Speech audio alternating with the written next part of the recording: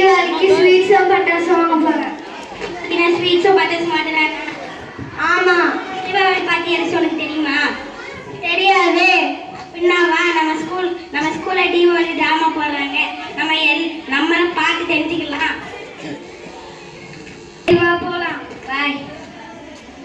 விஷ்ணு பகவான் 10 அவதாரங்களில் 3வது அவதாரம் மனித உடலும் பன்றி தலையும் கலந்த வராகி அவதாரம்.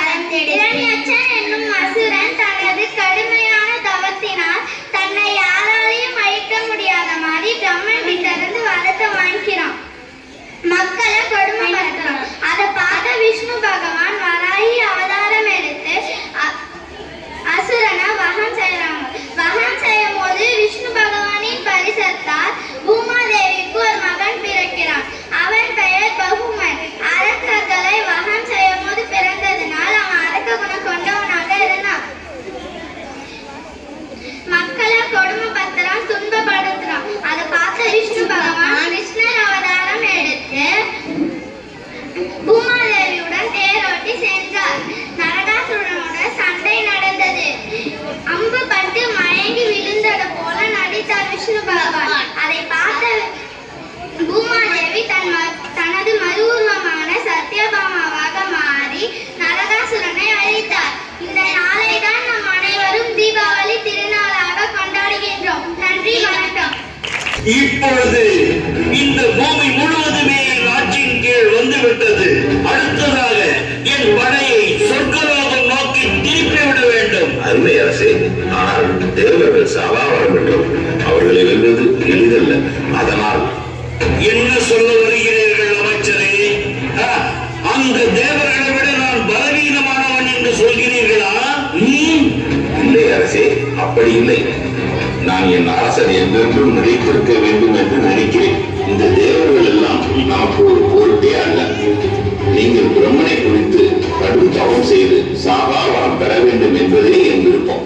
இதைத்தான் குறிப்பிட்டேன். நீங்கள் சொல்வதும் நல்ல யோசனைதான். அதனால் நான் இப்பொழுதே போய் பிரம்மனை நோக்கி கடுந்தவம் புரிந்து சாகாவரம் பெற்று வருகிறேன்.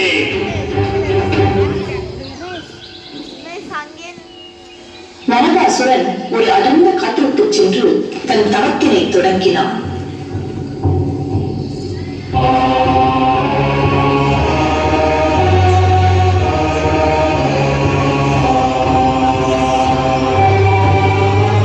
நாட்கள், மாதங்கள், ஆண்டுகள் கடந்து போயின. பிரம்மன் அவன் முன் தோன்றினான். நரகாசுரா, உன் கண்களை திறந்து பார். உன் தவத்தினை மெச்சுகின்றேன். உனக்கு என்ன வரம் வேண்டும் என்று கேள். பிரம்மதேவனே, எனக்கு நீர் சாகாவரம் தர வேண்டும். அது சாத்தியமற்றது நரகாசுரா. மண்ணில் பிறந்த ஒவ்வொருவரும் ஒரு நாள் இறக்கத்தான் வேண்டும். எனவே வேறு வரம் கேள். பிரம்மன் தேவர்களுக்கு துணை புரிபவர். அதனால்தான் நான் கேட்கும் வரத்தை தர மறுக்கிறார். இப்பொழுது நாம் என்ன செய்யலாம்? சரி, இந்த வரத்தை கேட்போம். பிரம்மணி, நீங்கள் எனக்கு சாகா வரத்தை தர முடியாது என்பதால் எனக்கு மரணம் என்று ஒன்று நேர்ந்தால் அது என் தாயின் கைகளால் மட்டுமே நிகழ வேண்டும் என்ற வரம் கேட்கிறேன். உன் விருப்பப்படியே நடக்கும்.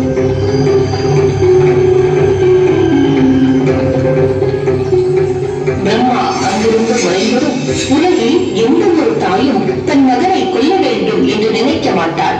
அதுவே சாதாரண வரம் போலத்தான் என நரகாசுரன் திருப்தி அடைந்தான்.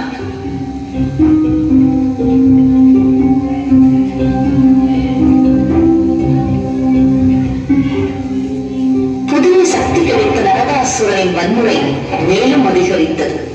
தன் படையுடன் இந்திர லோகத்திற்குள் நுழைந்தான். தேவர்களின் தலைவனான இந்திரன் நரகாசுரனை தோற்கடிக்க முடியாது என்று அறிந்ததும் மறைந்து விட்டான்.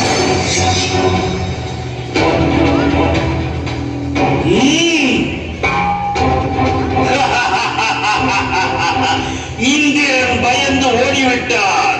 என்ன ஒரு கேவலம்! என் படை வீரர்களே, இந்திரலோகத்தை நாசமாக்குங்கள்.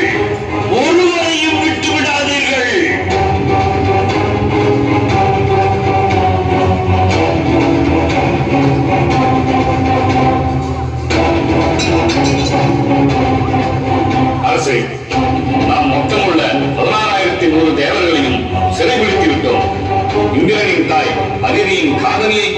கைப்பற்றி விட்டோம். இப்பொழுது அந்த இந்திரனை தேடுங்கள். 3 உலகத்தில் எங்கிருந்தாலும் அவனை இழுத்துக் கொண்டு வாருங்கள். அப்படியே செய்கிறோம் அரசே.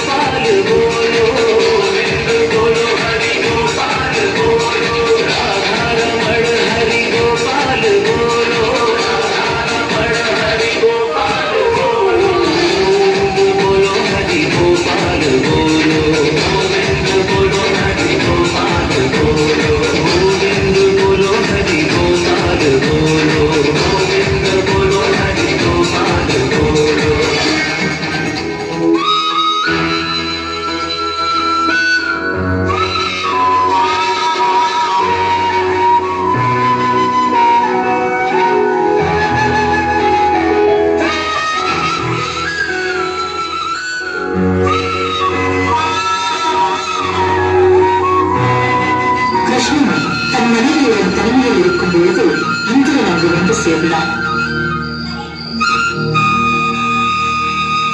கிருஷ்ணா, கிருஷ்ணா, காப்பாற்றுங்கள், காப்பாற்றுங்கள்.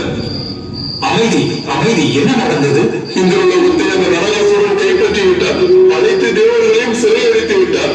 என் தாயும் காதலியையும் பறித்து விட்டார். என்னால் அவரை ஒன்றும் செய்ய முடியவில்லை. நீங்கள் தான் எங்களை காப்பாற்ற வேண்டும். நீங்கள் தான் எங்களை காப்பாற்ற வேண்டும் கிருஷ்ணா.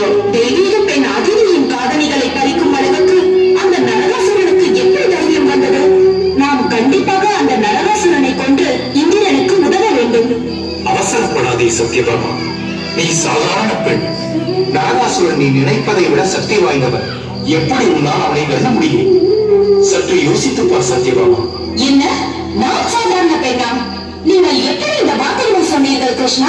நீங்களும் நானும் முதலில் சந்தித்தது ஒரு போரில் என்பதை மறந்துவிட்டீர்கள் போலிருக்கிறது. எனக்கும் போர் திறம் தெரியும். எனக்கும் நன்றாக தெரியும் கண்ணே. அதனால் என்னிடம் இதை விட்டுவிடு. இல்லை, நான் கண்டிப்பாக உங்களுடன் வருவேன். உங்கள் தேரை நான் தான் ஓட்டுவேன். நீ வழக்கம் போல் பிடிவாதம் பிடிக்கிறாய். சரிவா, நாம் போய் நரகாசுரனின் முடிவை நிர்ணயிப்போம்.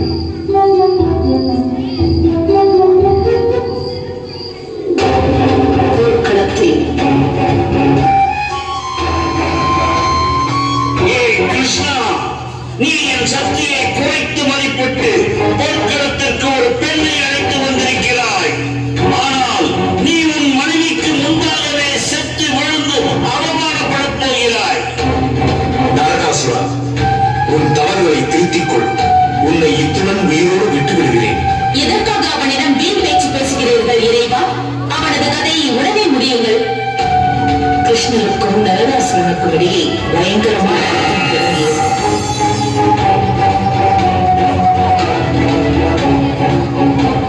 தொடங்கியது. சத்யபாமாவின் கண்களில் இருந்த கோபத்தை பார்த்த நரகாசுரனுக்கு சற்று பயம் தென்பட்டது. அதை கவனித்து கிருஷ்ணன் மனதில் திட்டம் தோன்றியது. உடனே நரகாசுரன் ஆயுதம் தன்னை தாக்கியது போல் மயக்கம் போட்டு கீழே சாய்ந்தான்.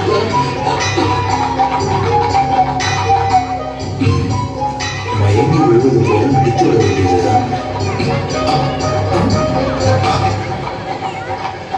என்ன துணிந்திருந்தால் நீ என் கணவனை தாக்கியிருப்பாய். உன் முடிவை எதிர்கொள்ள தயாராக இரு நரகாசுரா. நீ